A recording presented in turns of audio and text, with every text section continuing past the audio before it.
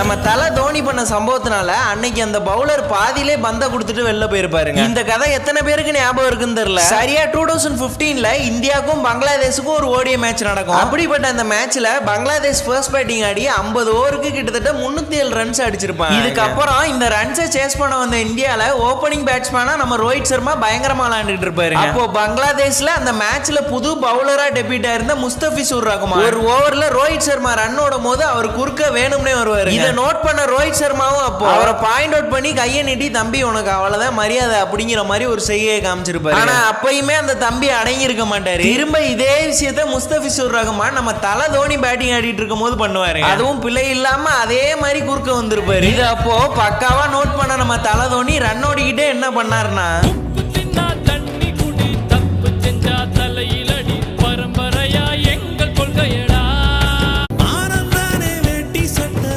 நம்ம தல தோனி பண்ண சம்பவத்தினால அன்னைக்கு அந்த பவுலர் பாதியிலே பந்த கொடுத்துட்டு வெளில போயிருப்பாருங்க. இந்த கதை எத்தனை பேருக்கு ஞாபகம் இருக்குன்னு தெரியல. சரியா 2015ல இந்தியாவுக்கும் பங்களாதேஷுக்கும் ஒரு ஓடிய மேட்ச் நடக்கும். அப்படிப்பட்ட அந்த மேட்ச்ல பங்களாதேஷ் ஃபர்ஸ்ட் பேட்டிங் ஆடி 50 ஓவருக்கு கிட்டத்தட்ட 307 ரன்ஸ் அடிச்சிருப்பாங்க. இதுக்கப்புறம் இந்த ரன்ஸை சேஸ் பண்ண வந்த இந்தியால ஓபனிங் பேட்ஸ்மேனா நம்ம ரோஹித் சர்மா பயங்கரமா விளையாண்டுட்டு இருப்பாரு. அப்போ பங்களாதேஷ்ல அந்த மேட்ச்ல புது பவுலரா டெபியூட் ஆயிருந்த முஸ்தபிசூர் ரஹ்மான் ஒரு ஓவர்ல ரோஹித் சர்மா ரன் ஓடும் போது அவர் குறுக்க வேணும்னே வருவாரு. இதை நோட் பண்ண ரோஹித் சர்மாவும் அப்போ அவரை பாயிண்ட் அவுட் பண்ணி கையை நீட்டி தம்பி உனக்கு அவ்வளவுதான் மரியாதை அப்படிங்கிற மாதிரி ஒரு செய்கையை காமிச்சிருப்பாரு. ஆனா அப்பயுமே அந்த தம்பி அடங்கி இருக்க மாட்டாரு. திரும்ப இதே விஷயத்த முஸ்தபிசூர் ரஹ்மான் நம்ம தல தோனி பேட்டிங் ஆடிட்டு இருக்கும் போது பண்ணுவாரு. அதுவும் பிழை இல்லாம அதே மாதிரி குறுக்க வந்திருப்பாரு. இது அப்போ பக்காவா நோட் பண்ண நம்ம தல தோனி ரன் ஓடிக்கிட்டே என்ன பண்ணாருன்னா